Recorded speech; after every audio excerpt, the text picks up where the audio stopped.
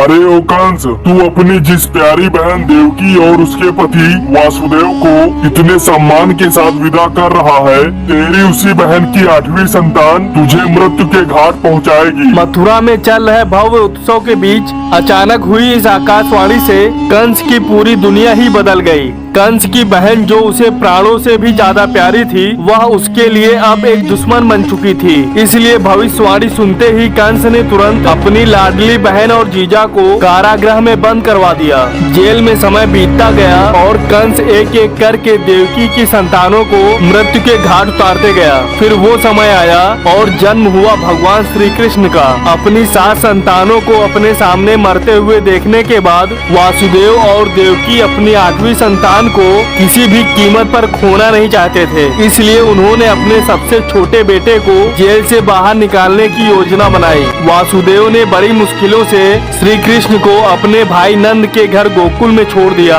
और कुछ समय तक तो सब कुछ अच्छा चलता रहा। लेकिन जैसे ही कंस को पता चला कि देवकी का 8वां पुत्र और उसकी मृत्यु का कारण जिंदा है, तो वो गुस्से में बौखला उठा और उसने ठान लिया कि अब मुझे मारने वाले को मैं मौत के घाट उतार कर ही रहूंगा। फिर क्या था, उसने एक के बाद एक भयानक और खतरनाक राक्षसों को गोकुल भेजना शुरू कर दिया। लेकिन नन्हे नंद गोपाल ने अपनी लीलाओं से उन सभी को मौत के नींद सुला दिया और दुनिया को पाप से मुक्त करा दिया। दोस्तों, भगवान श्री कृष्ण के जिंदा होने की खबर मिलते ही कंस ने राक्षसी पूतना को उसे मारने के लिए भेजा। पूतना का पूरा शरीर विषैला था और वह पहले भी कई बच्चों को अपना दूध पिलाकर मार चुकी थी। इसलिए बाल कृष्ण को मारने के लिए कंस ने सबसे पहले पूतना को गोकुल भेजा। दोस्तों, क्या आप जानते हैं पूतना थी कौन? चलिए बताते हैं। पुराणों में इसका भी जिक्र किया गया है, जिसके मुताबिक पूतना पिछले जन्म में राजा बलि की बहन थी,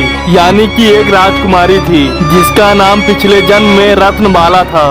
एक दिन राजा बलि के यहाँ भगवान विष्णु के अवतार वामन भगवान आए हुए थे।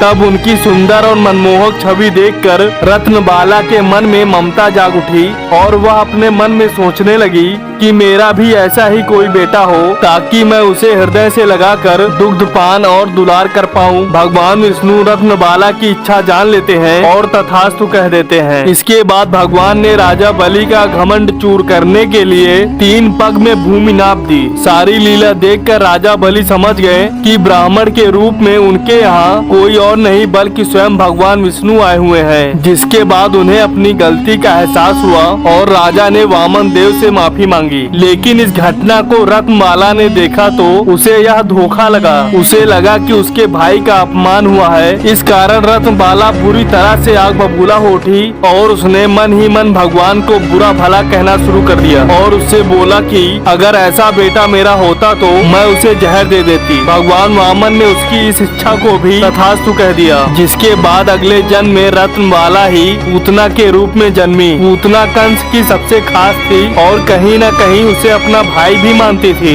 यही वजह है कि कंस ने अष्टमी तिथि के दिन जन्म लेने वाले सभी बच्चों को मारने का आदेश दे दिया। आदेश मिलने के बाद पूतना एक सुंदर महिला का रूप बनाकर फिर नंद महल में जाकर भगवान कृष्ण को दुग्धपान कराने लगी। नन्हे गोपाल पहले से ही अजानते थे कि दुग्ध में विष मिला है, लेकिन फिर भी वो दूध पीते रहे और इसी तरह पूतना का वध कर दिया। और इस तरह भगवान के हाथों राक्षसी का वध हुआ और जन्म मरण के बंधन से वो मुक्त हो गए। साथ ही साथ पूतना के पिछले जन्म के दूध और विष पिलाने की इच्छा भी पूरी हो गई। लेकिन इधर जब पूतना की मौत की खबर कंस को मिली तो वो गुस्से से आग बबूला हो गया और उसने फिर से एक मायावी राक्षस तृणावर्त को कृष्ण जी को मारने के लिए भेजा। पर बता दूं कि तृणावर्त राक्षस पूर्व जन्म में कोई राक्षस नहीं था। पौराणिक कथा के अनुसार दरअसल पांडु देश में सहस्त्राक्ष नाम के राजा राज करते थे। एक दिन वे अपने रानियों के साथ नदी में जल विहार करने के लिए गए थे और जब वे पानी में खेल रहे थे और तभी वहाँ से महर्षि दुर्वासा गुजरे। राजा जल क्रीड़ा में इतने खोए हुए थे कि वह महर्षि दुर्वासा को प्रणाम करना ही भूल गए। यह देखकर ऋषि दुर्वासा का गुस्सा 7वें आसमान पर पहुँच गया और उन्होंने राजा को राक्षस होने का श्राप दे दिया। जिसके बाद राजा ने अपनी गलती के लिए ऋषि से क्षमा भी मांगी। अब क्षमा मांगने पर महर्षि ने बताया कि भगवान श्री श्री कृष्ण के हाथों तुम्हारा उद्धार होगा। इसीलिए दुर्वासा ऋषि के श्राप की वजह से ही राजा सहस्त्राक्ष अगले जन्म में तृणावर्त राक्षस बना। कहते हैं तृणावर्त एक ऐसा राक्षस था जो तेज आंधी और शक्तिशाली बवंडर का रूप ले लेता था और उसके सामने जो कुछ भी आता था उसे अपने साथ उड़ा कर ले जाता था। वहीं जब गोकुल में माता यशोदा कृष्ण जी को दूध पिला रही थी, तभी तृणावर्त ने आसमान में तेज हवाएं चलाना शुरू कर दिया, जिस वजह से कुछ ही देर में आंधी के काले बादल छा गए और वो एक बवंडर का रूप लेकर आया और हर एक चीज अपनी जगह से उखाड़ने लगा। देवी यशोदा की गोद में आराम से दूध पी रहे बालक श्री कृष्ण जी समझ गए कि कोई राक्षस आ गया है। उन्हें इस बात का भी पता चल गया कि तृणावर्त राक्षस उन्हें देवी यशोदा की गोद से आकाश में ले जाएगा।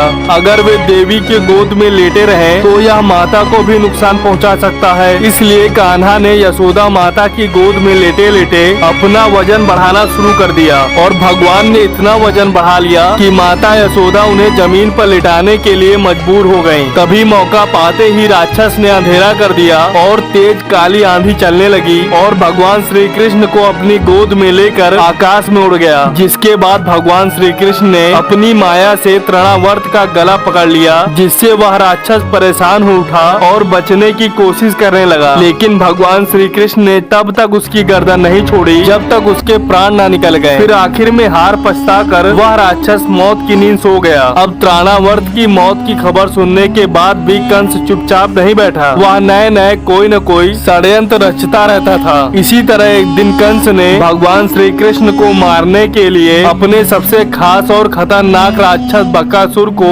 वृंदावन भेजा। अब बकासुर ने कृष्ण जी को मारने के लिए बगुले का रूप धारण कर लिया और जहाँ कृष्ण जी अपने साथियों के साथ गाय चरा रहे थे वहीं पर पहुँच गया। बड़े से बगुले को देखकर भगवान श्री कृष्ण के सभी सखा घबरा गए और घर की ओर भागने लगे। लेकिन भगवान श्री कृष्ण वहाँ से नहीं हिले और बगुले की तरफ देखने लगे। कान्हा के सभी दोस्तों ने चिल्लाते हुए उनसे यह भी कहा कि वो वहाँ से भाग जाएं, लेकिन उन्होंने जवाब दिया कि वो कायरों की तरह नहीं भागेंगे। जिसके बाद भगवान श्री कृष्ण ने यमुना के किनारे बगुले को रोक लिया, क्योंकि भगवान नहीं चाहते थे कि वो किसी गाय को नुकसान पहुँचाए। लेकिन जब बगुला करीब आया तो भगवान समझ गए कि यह कोई आम बगुला नहीं है बल्कि यह एक राक्षस है। फिर वो बगुले के पास जा पहुँचे और उसकी गर्दन पकड़ ली। भगवान की पकड़ से उसे सांस लेने में परेशानी होने लगी और वह जमीन पर गिर गया। वहाँ खड़े ग्वालों ने समझा कि बगुले ने श्री कृष्ण को निगल लिया है, इसलिए वह डर कर गाँव की ओर चिल्लाते हुए भागने लगे। उधर श्री कृष्ण बगुले के पेट में पहुंचकर इतनी गर्मी पैदा कर दी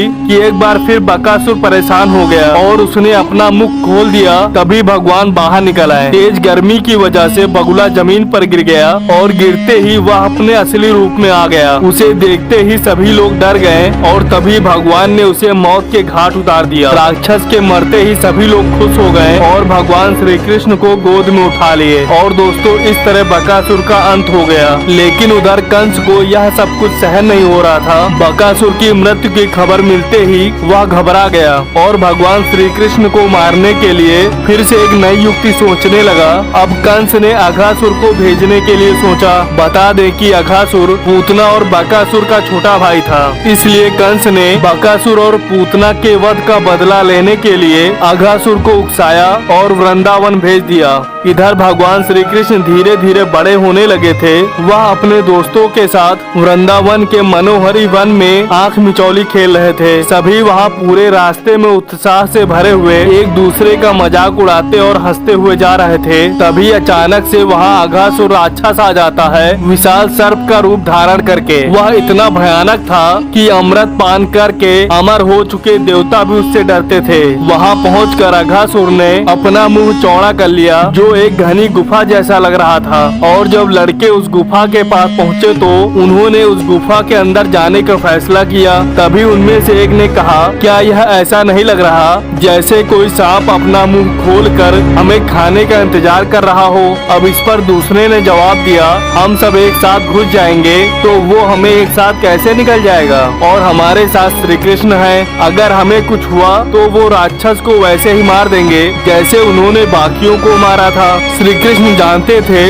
कि यह एक बहुत बड़ा राक्षस है। उसे मारने का तरीका खोजने के लिए भगवान ने उसके पेट में प्रवेश किया और एक बार जब सभी अघासुर के अंदर आ गए तब उसने श्री कृष्ण और उनके साथियों को कुचलने की कोशिश की, लेकिन श्री कृष्ण ने खुद को राक्षस के गले के अंदर इतना ज्यादा फंसा लिया कि उसका दम ही घोट दिया। बहुत कोशिशों के बाद भी अघासुर सांस नहीं ले पा रहा था और आखिर में उसकी भी मौत हो गई। और फिर अघासुर के मृत अवस्था में पड़े होने पर कान्हा ने अपने दोस्तों और गाय के बछड़ों को उसके मुंह से बाहर भी निकाला। मरने के बाद उस राक्षस की आत्मा ने श्री कृष्ण से माफी मांगी और अपनी मुक्ति पर खुश हो गया। तो चलिए दोस्तों, आपको बताते हैं अघासुर के राक्षस बनने की कहानी। एक बार अघासुर ने ऋषि अष्टावक्र के विकृत शरीर का भी मजाक उड़ाया था, जिससे गुस्सा होकर ऋषि ने उसे श्राप दे दिया था कि आगे चलकर वह एक जहरीला सांप बनेगा। ऋषि से श्राप मिलते ही अघासुर ने तुरंत अपनी गलतियों के लिए माफी भी मांगी और श्राप वापस लेने के लिए विनती भी करने लगा। जिसके बाद ऋषि ने माफी स्वीकार करते हुए कहा कि जब प्रभु धरती पर आएंगे तो वो इस श्राप को तोड़कर तुम्हें मुक्ति दिलाएंगे। और आखिर में हुआ भी यही। और दोस्तों, ऐसे ही एक के बाद एक कंस ने राक्षसों को भेजा और भगवान श्री कृष्ण ने सबका उद्धार किया। और फिर आखिर में वो घड़ी आ ही गई जब श्री कृष्ण ने अपने मामा कंस का वध करके मथुरा के लोगों को उसके आतंक से छुटकारा दिलवाया। तो दोस्तों, आज के इस वीडियो में फिलहाल बस इतना ही। और दोस्तों, अगर आपको यह वीडियो अच्छा लगा हो तो वीडियो को लाइक करें, ज्यादा से ज्यादा शेयर करें और हमारे फैक्टोलॉजी चैनल को सब्सक्राइब करके बेल आइकन अवश्य दबा दें। मिलते हैं दोस्तों अगले वीडियो में, तब तक के लिए जय श्री राम।